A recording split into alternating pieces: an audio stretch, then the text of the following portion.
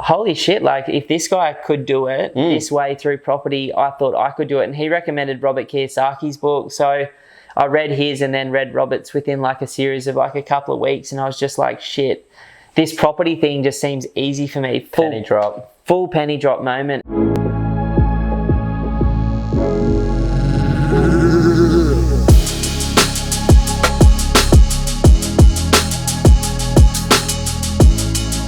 Welcome back to another episode of the Pumped On Property Show. Really excited to talk about today's one, bro. I'm super excited about this one. It's going to be a classic. For sure. We're going to talk a bit about where it all started for us and why we actually invest in property. You know, some of the first things that we started out with and what we've learned over the years. So, you know, there's certainly been a bit of a journey. You know, it's been a little over a decade for you now and almost a $250 million worth of property. Yeah, man, it's been a hell of a ride. I wish I could sit down with my previous self and go, chill the hell out and don't do those 7 or 8 properties that way, the way that you did them. But you live and you learn, and I'm super excited that I am one of those people like yourself that just, cool, that's behind me. I did what I did. I made the best decision I could at that time, but looking forward, it looks like super bright and exciting as well. Yeah, look, it's all about the journey, right? We all make mistakes. We all do different things, but no, it's been awesome. But yeah, what's new, Benny? What's happening in the world of Benny Everingham? Since last time we were here, I think I've moved into my new place. I don't know if we talked about that yet. So, you know, I think we were going back and forth on that on a previous ep about Lisa trying to drag me into a new home again. And dream home number 4 for her. Gosh, this better be the one though. It is just such a beautiful place. I think what we've realised is we're just people that may not have that one home for 20 years type vibe until we're later in life. You know, you're both sort of millennials, and I think millennials love change, and like you've set up a life where you've got the luxury to do that anyway. For sure. So I was actually just out the front then getting my surfboard out of the car because I was worried about the wax melting off. It's so hot up here today. And I noticed that between like coming in this morning and walking out just then, the for sale sign's gone up on this one, which is sick. It's scary because I love this home. I'm still so emotionally attached to it, but I don't need 2 homes. And, you know, as an investment, this is about a 1.25% yield. So it's not the best thing to be holding for me at my stage of life. So it's going just before Easter, fingers crossed at auction, and we'll see how we go. Yeah, can't wait to see how it all pans out, hey, but I'm sure it'll all work out pretty well. The market's just going bananas up here on the sunny coast at the moment. It is. What about you, man? Like, how's your headspace? Yeah, it's been really good. Like, the start of this year has just been really, really awesome for myself. Like, the business is just firing at the moment. Like, we've just got the perfect team working in the perfect places, and it feels as though everyone's sort of in flow state at the moment. It's real nice. It's always good when the Brizzy market's finally starting to take off as well, because we've been super bullish about Brisbane for the last 4 or 5 years now. And, you know, over that time, we've been able to have some little wins by identifying these little pockets of Brisbane that have taken off, and some clients have done great and you've done really great. But now we're starting to see like a bit more pressure on the entire Brisbane market, which is just good to see. You know, what was in the head is starting to come into reality. You know, we could see it coming. I thought it was going to take another year or 2, to be honest. I thought it might take till 2022, 2023, and it still might. We're early days at the moment. Very early days. You know, apparently February is the best month that RP data's seen for the last 17 years Australia-wide, and you know, there's a bit of a buzz again. Like, I think people have gone through last year, myself included, and gone, shit, I don't really want to live like that again or anymore. Well, what type of life do I want to live? And I think for so many of us, it's given us a values shake up, and it's kind of been like, you know, I want those choices. And it's kind of, for me, one of the things that's made it easy selling this home that I'm in, that I still love, is just, you know, I don't want to trade what I want most, which is financial freedom and a small passive income for life from a few properties owned outright in the future, for what I want in this moment, which in this moment, I still want to keep both homes and I still want to ride the market up and see if it does more. But I'm like, you know, I've done that before, and it's very, very difficult to, you know, have that pressure of like 2 big debts on your hands when you can just have one. Yeah, for sure. It was such a crazy year last year. I think so many people had that big shake up that you were talking about and just don't you know, a kind of just reevaluating their life, because that old way of thinking, you know, go to school, get a good education, go get a good job and hold that job and work hard. But, you know, what 2020 made people realize that there isn't that much job security out there. So I think it's made people think outside the box and go, okay, well, if I can't rely on my job, how can I do something that's going to still be meaningful and still give me choices in the future? And I've been having some of the best conversations I've ever had with people at the moment that are just super positive, super ambitious, taking matters into their own hands and controlling their own fate, their own destiny. And it's just like, yeah, I love it so much. I get chicken skin talking about it, just thinking about some of the cool conversations that I've had this year. So it's super grateful for that. Like, for all of you guys listening that have been booking strategy sessions, and you know, it's just so nice to be working with people that share the same values about doing the right thing and getting good results and making educated decisions and helping themselves and their families and living like holistically healthy lives with good headspaces and good, you know, relationships and good friendships. And it's so nice to be connected to so many good people at the moment. We're grateful for that. Thank you. Yeah, cheers, guys. So I guess the purpose for today's podcast was kind of to try and give you guys the examples and the things that we've read or the things that we've done with our life to get us to where we are right now and why we're passionate about property. So I guess the first thing is, what was the first thing that got you onto property? I remember at uni, I used to go and catch up with some people each week and just sort of ask 3 questions, which was, you know, where are you at the moment? What would you do differently? And what would you do if you're in my position? And like doing that with a bunch of people for years and years, like really helped me see the pattern in what made successful investors and business people, and just also made me realize that there was a lot of people that were like successful that I didn't want to live like, you know what I mean? Like the people busting their ass 24/7 forever and never being able to get off that train. So one of those guys gave me a book. I think it was John McGrath's first book, and it was called Born to Be or something. I can't even remember the name of the book. And he's written like 7 or 8 books now, I think. He might have, yeah. Like that was the only one of his that I've read. He's wrote some good ones as well. But his book just was all about his journey from like starting out to like where he was at that stage of his life. It was before the company went public and before he was on TV, and it was just like, holy shit, like if this guy could do it this way through property, I thought I could do it. And he recommended Robert Kiyosaki's book, so I read his and then read Robert's within like a series of like a couple of weeks, and I was just like, shit, this property thing just seems easy for me. Full penny drop moment. And I still like had a year and a half of uni left, so I was nowhere near close. Like I was making Centrelink plus $100 a week, living out of home, having about $7 left over at the end of the week. And if I went partying, I was in like minus $50 to my roommate. So it was just, thanks, Joshua.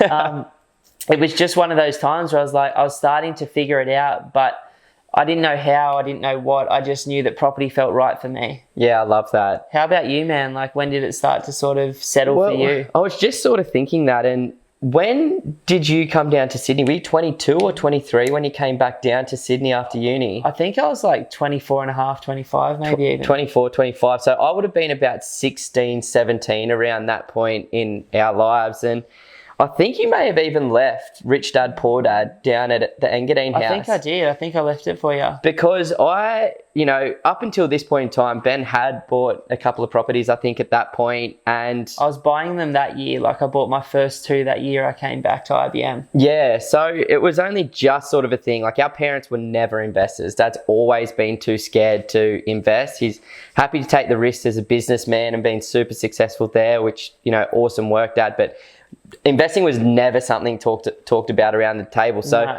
even when you got into it, you weren't really, talking too much about it with the fam at the time, but you were kind of like on that personal development train and like we'd talk about that, which was cool. But that book was just left at home, and I think you mentioned to read it, and I'm like, cool, like this looks like a pretty simple book to read. It was thin, the words were big, the paragraphs were short, and I'm like, this is my kind of book. Because up until that point in time, I was a very, happy-go-lucky, carefree, live in the moment kind of guy.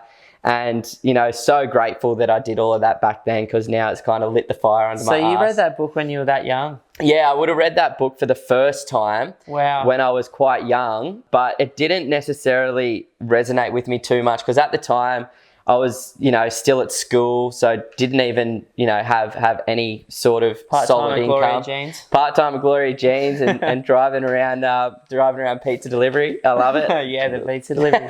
That was before iPhones existed, and we used to look at the map. We both worked at Widow's Pizza, Engadine, and best pizza shopping of all time. Oh, so good. But you'd look at the map before you would leave on your delivery, and you'd have to figure out on the map that was on the wall in the pizza shop as to where you needed to go. I'd be driving with the Refidex in front of me, like trying to figure it out, and then it'd be like the map ended on that page. It's like go to page 290. I'm like, shit.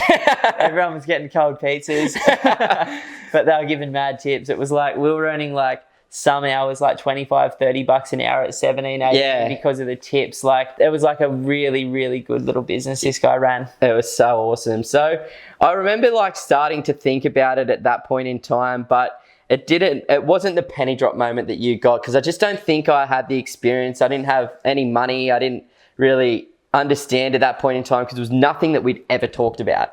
So it didn't really, resonate with me too much. And then a few years later, I read the book again and I'm like, okay, well, this makes a lot of sense. Like, I would love to not have to work for somebody for my whole entire life. I would love to, I just like the whole idea of taking matters into your own hands and creating your own destiny. And that really resonated with me through Rich Dad Poor Dad. And then Mum bought this unit in Cronulla, and it was, we all thought it was. I love that unit. It was so good. At the time, we're like, is this the right call? We're moving from this big, awesome house right on the bush to this like little apartment right in the heart of Cronulla. And it ended up being the best thing ever.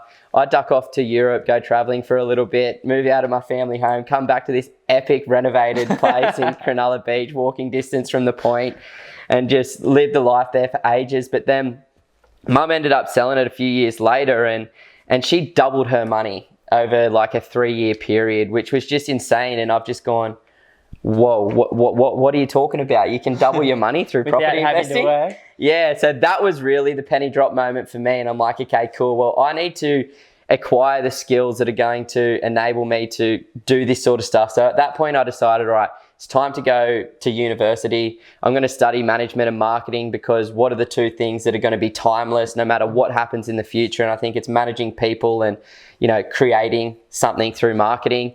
And went out there and did that. And yeah, lo and behold, it all kind of worked out in the long run, didn't it? It's all worked out. What's interesting for both of us is a lot of people start with this massive dream of like taking over the world. And at 24, like I remember buying my first property, which I bought with a couple of friends, and we went to sign off on the mortgage documents, which we got stitched up with the worst rates and like everything like that. We had no idea what we're doing. The solicitor charged us like $3,500 or something. But we had no idea, and we're splitting it 3 ways and we didn't care. And we went down to Bondi and had a few beers on the beach and then out for dinner at Miranda. And we were like, cheersing, we like got smashed, and we're like, we're going to take over the world, this is it, we're building an empire together. And it was like the best feeling. And then it didn't take me long to realize that I actually didn't want like the same thing as what a lot of other people want out of investing. What I wanted personally was choices, and I wanted a lifestyle, and I didn't want to have to sweat it out till I was 70 years of age doing something that I didn't like. Like I wanted to find meaningful work and work in a different way. And I'm so grateful that property can allow people to do that in a relatively short period of time, because it's kind of like investing is really a vehicle to achieve what you want to achieve, which is choices. And those choices like make life a little bit better for some people. And it's like, I'm so grateful that I just wasn't chasing the bigger. And when I just want a small number of really high quality properties that I can own outright in the future. And that pivot change from just holding negatively geared assets forever and buying more and more and more, and hopping off that train and onto the just like, I just want a couple of really good ones, completely transformed my life as an investor, and that was a huge thing to go through. Yeah, I think investing's always been talked about as something that's, you know, only rich people do, only really successful people do, and it's just, you know, what you did at such a young age to get into the market. Ben's just getting electrocuted by there. Sting, hey, from this microphone, it's like giving me a buzz. I'm like, it's not plugged into electricity, but the battery's spiking me. I can't even remember what I was saying, but rich people. You know, yeah. So investing's been that, but like doing that at such a young age and then realizing, and because you met so many successful people at the time, you realize, oh, you know, it's not just this, you know, upper quartile of the people that can actually achieve this. Like anybody can do it. And, you know, we've been so fortunate to work with amazing people like Hemet. You know, she's a single mom about to buy her 3rd or 4th property soon. She's going to be completely financially free at like 55 years of age before, you know, anybody else in her life. And it's just like so freaking awesome to see that anybody can do this. And I love that idea. It's like not about being this rich guy in the future that's holding heaps of properties, it's got heaps of debt, that, you know, is just chasing that high life, wants to drive the really fancy cars, wants to go on all, you know, the expensive yachts and all that stuff. Like that's not us at all. Like I just want to be able to go on a surf trip and a snow trip every single year. I want to be able to be at my kids' like swimming carnivals and sports events and things like that in the future, and just have those choices. Like if you wake up and you're feeling a little bit flat, you're feeling a little bit off, go, today's a me day. I'm just going to relax and take a little bit of time for myself and just have those choices rather than, you know, going for some crazy massive goal. Fully. Like I love that, bro. I feel the same way. And I think, you know, being able to drop the kids at school and being able to come home, or being able to go down to 4 days a week, or being able to take 6 weeks off a year instead, like, or being able to contribute to a charity, or get out of an industry you hate and into one that you love, or not be afraid to walk away from a 100 or 200K job into a 50K job for enjoyment, to rebuild those skills back up, or to go restudy something, or to, if your wife doesn't want to work or you don't want to work, like have that ability. And it doesn't happen overnight. Like I wish I could sit down with my previous self. I thought I'd be able to do it so quickly, and I was just constantly hustling towards it. And now I'm like, hustle's a dirty word in my mouth. I feel so sorry for people that are hustling and super busy, even though like that to a lot of people would look like our life. It's like the way you do it and the flow that you keep is like what's impressive to me now, not who can work the hardest until they break, which is like the model that most people are promoting still. Yeah, we're just talking about that off camera. I'm listening to this really awesome podcast at the moment on the Rich Roll podcast. It's How to Train Your Brain. And he interviews this guy, Dr. Andrew Huberman, I think his name, who's a psychologist that looks into neuroscience. How do I say that? Neurology, maybe? I'm not sure. The brain. All of our doctor clients are just like, boys, just stay away from that. But anyway, it's a really interesting podcast, but we were talking about little goals, because everybody that hasn't achieved success yet is benchmarking themselves against other people and think that all is going to be good once I've got to this level. But it's completely false. It's all about the journey.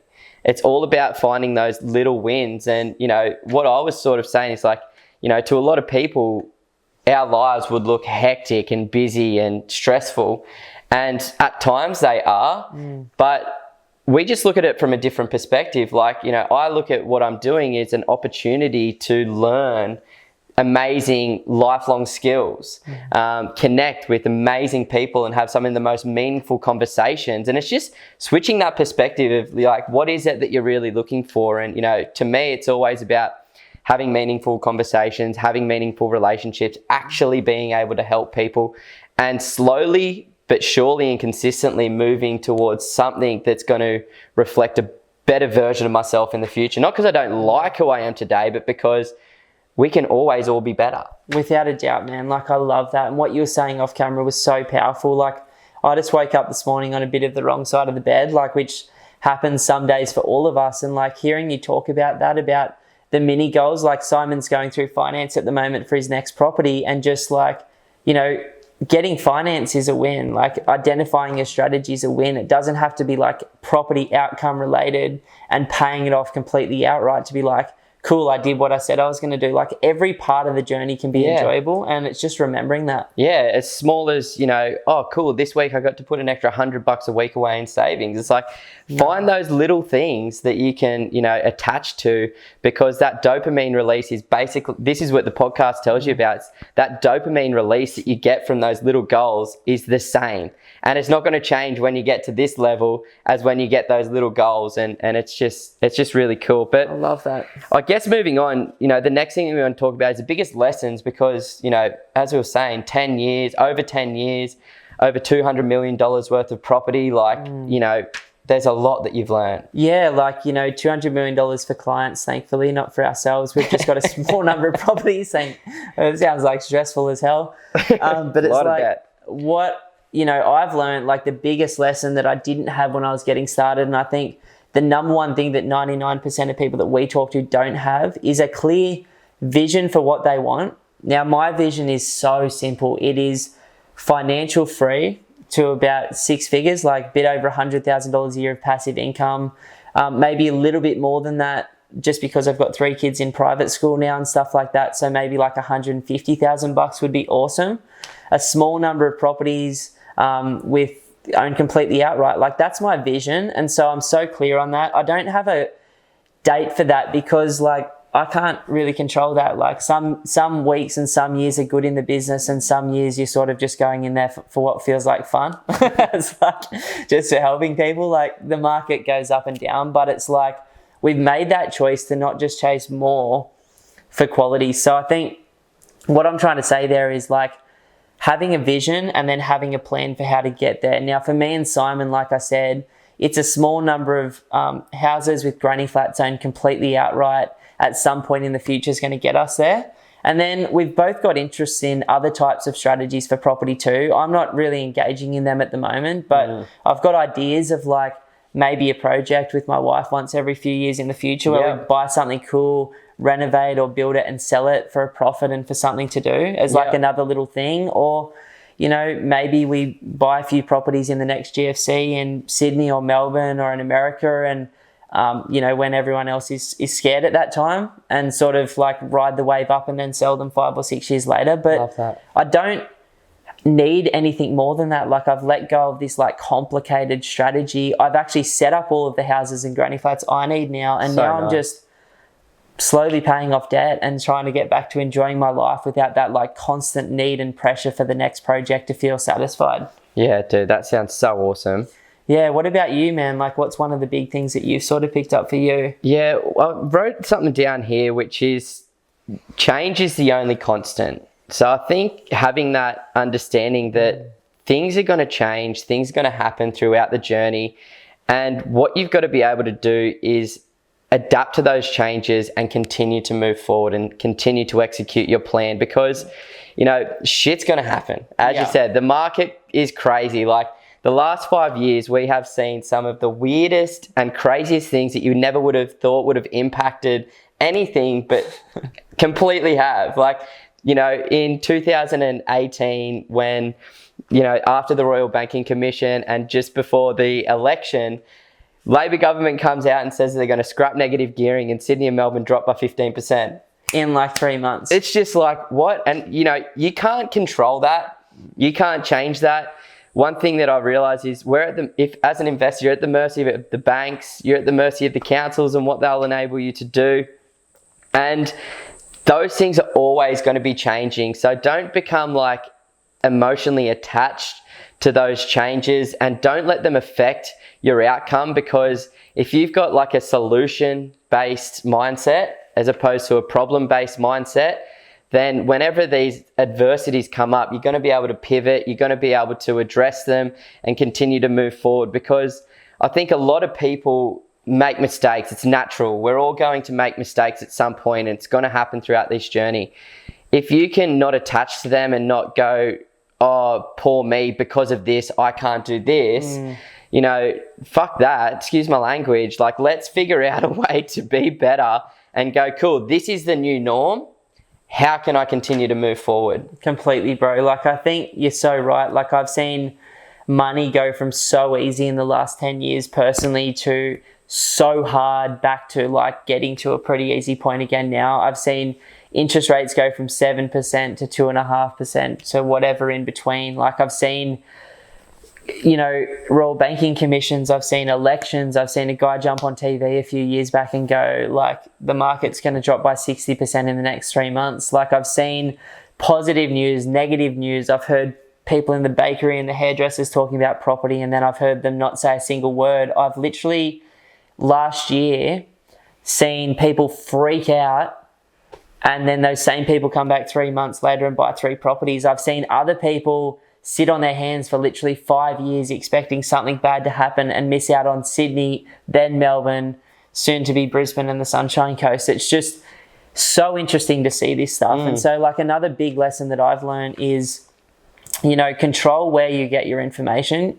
When I was getting some pretty intense anxiety like 3-4 years ago, one of the first things my wife said to me is, you're subscribed to like hundreds of different pieces of information. Why don't you just spend time once a month looking at what you want to look at, which is the Heron Todd Whites, the Core Logics, the SQMs, the Phil Andersons, the Ray Dalios, the Fred Harrisons, the Catherine Cashmores, the CBAs, like the big stuff that actually matters based on people collecting huge amounts of data and spending a fortune doing it. That have been doing this for 50 years. Longer than I've been alive, most of these guys, you know what I mean? Like legitimately. So I'm like, and that just stopped the constant flow of like negative, positive, because I've watched the media cycle as an investor in the last 4 years in particular, and it's like whenever things are good, it starts to put like a tint and then a negative spin, and whenever things are bad, it starts to put like a positive spin, and it's always lagging by about 6 to 9 months from what's really going on. So like that's been huge for me to just let go of like this constant need for more information, which was just anxiety and control. You're a super analytical person as well, though. Massively analytical. So like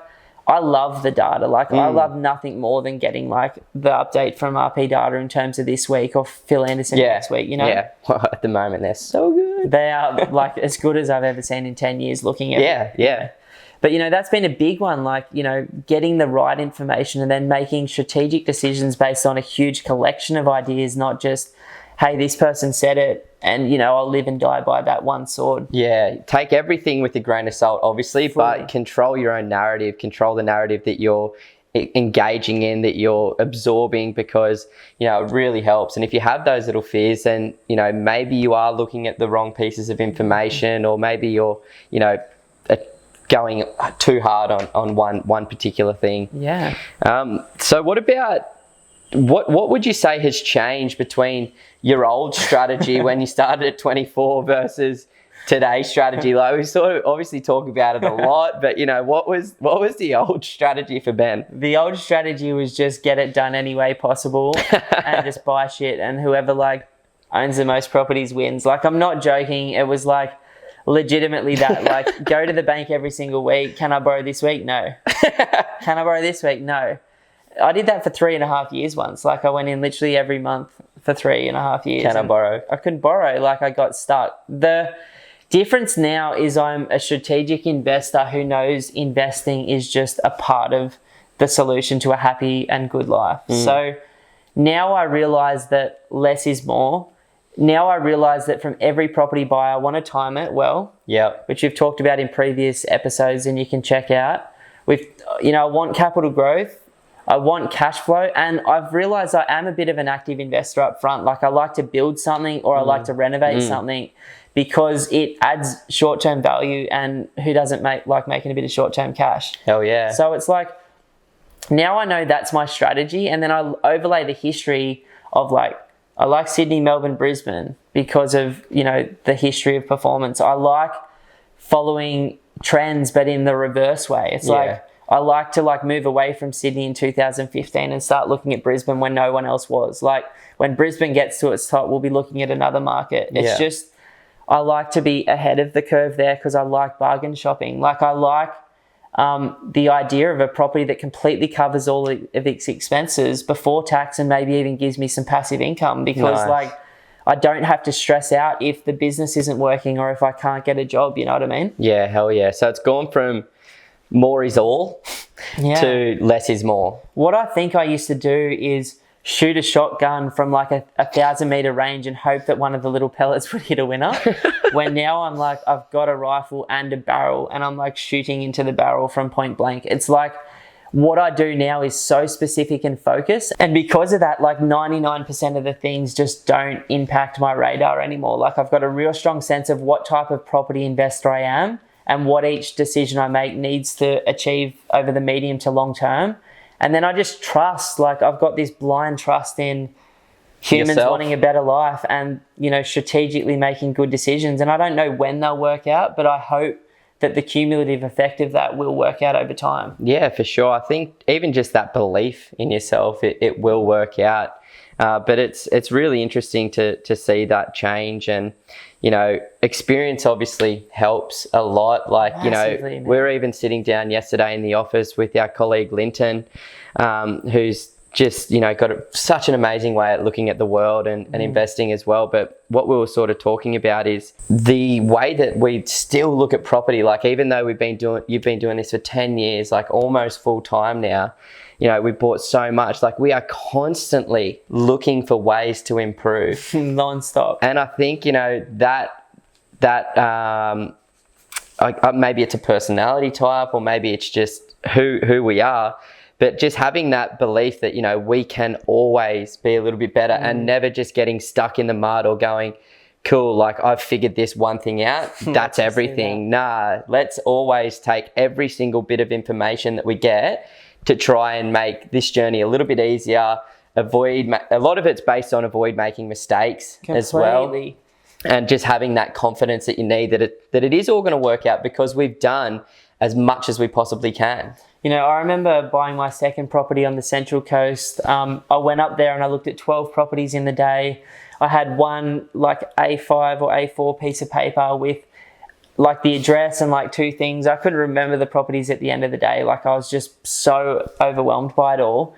Now it's like when I go and inspect a property, there's an app that we've developed which creates an automated report for me with like 60 to 100 photos and like 100 things to look at. And then there's the desktop side of it. And it's just like, the reason we put that in place is because whether you're having a good day, a bad day, or a great day, it's like you're going to systematically work through a process which saves you from the downside. And then the other big thing I think is like from then till now is just getting a great team of advisors, trusting that they're going to do the right thing, but double checking they do. Yeah. And so brokers, accountants, building and pest inspectors, managers, builders, renovation guys, landscaping people, like a whole network of people that are literally there designed to protect you from your own self and save you from making those big mistakes. Like that makes buying so much easier than it was when I was trying to rush around and look at all the wrong stuff. Once again, though, you know, we've worked with so many different partners as well, pivoting, trying to find that right trusted advisor that has our best interest in the back of their pocket, you know, searching for those people that are after a win-win, just like we are. Like we want everybody to benefit from the deal or the opportunity or whatever it is that we're trying to do. And people that put people first, like that's the biggest thing for us. Like we genuinely love what we do and the people that we get to work with. And, you know, like putting people at the heart of it all. Like, yes, it's a property and yes, it's a 1 or 0 based decision, but it's so much more than that. Like it's a big investment that I make each time. It's sacrificing time away from my family in the future every time I make a decision. So I make them much more strategically now. And I go, well, not just how will this make me feel today or what will this do in 30 years, but, you know, how much better off will I be from this decision in 5 years, in 10 years?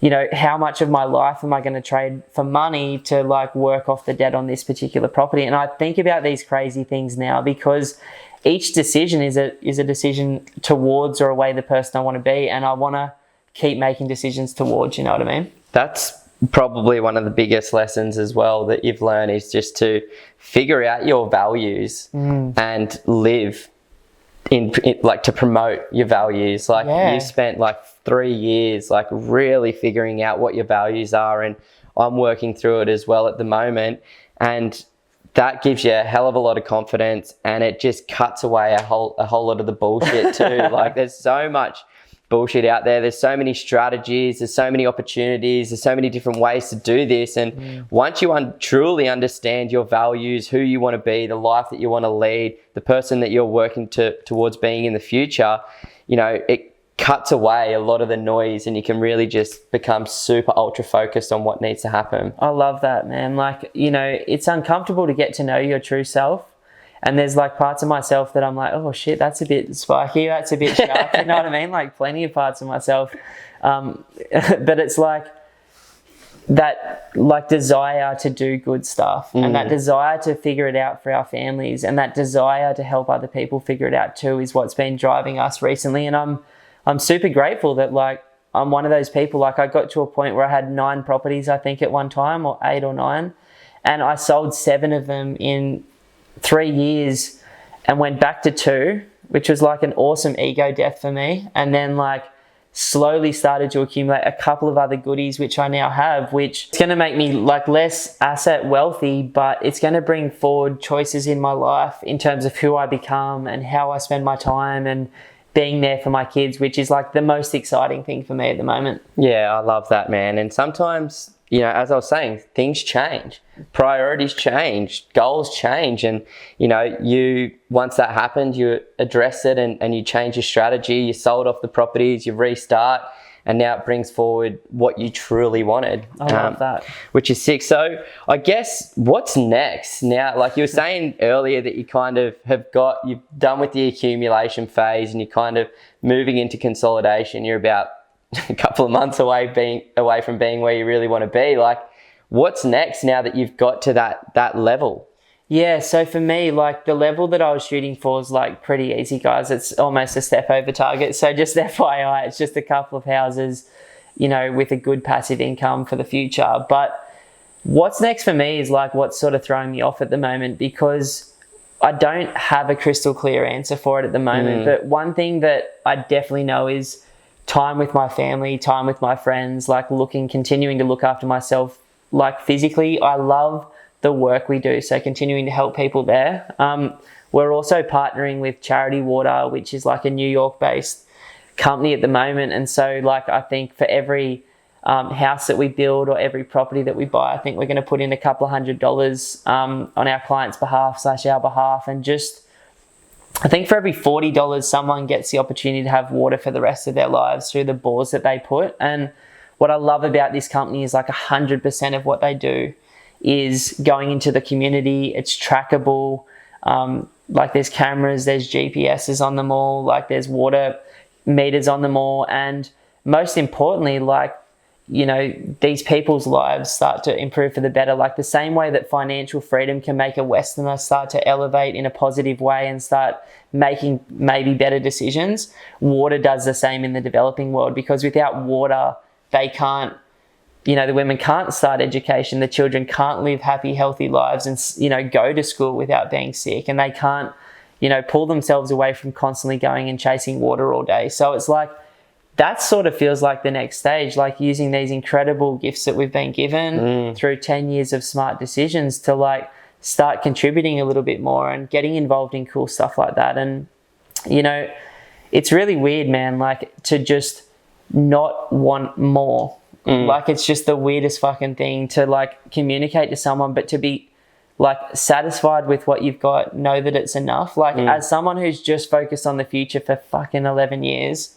to go, I'm not going to do that anymore. You've almost, like you said off camera, got to like rewire your brain to enjoy the present moment, to be here, to like slow down. And that feels like the right thing to be doing at the moment. And I'm excited about that space. You know what I mean? Yeah. I don't want to like rush into filling it with anything else. I'm just stoked to keep doing what we're doing, which feels really good at the moment. Yeah, man, I can't wait to get into that Charity Water stuff.